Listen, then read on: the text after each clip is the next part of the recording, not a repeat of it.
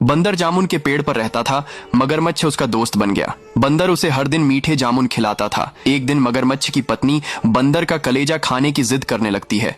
बेबस मगरमच्छ बंदर के पास जाता है और उसे खाना खाने के बहाने अपने घर ले जाता है। और मगरमच्छ रास्ते में बंदर को बताता है कि उसकी पत्नी उसका कलेजा खाना चाहती है। बंदर घबरा जाता है और चालाक बंदर मगरमच्छ से कहता है कि मैं अपना कलेजा तो पेड़ पर ही छोड़ आया, चलो वापस चलते हैं। मूर्ख मगरमच्छ बंदर को वापस ले आता है और बंदर तुरंत पेड़ पर चढ़ जाता है और बंदर की जान बच जाती है। फिर भी लाइक सब्सक्राइब नहीं किया।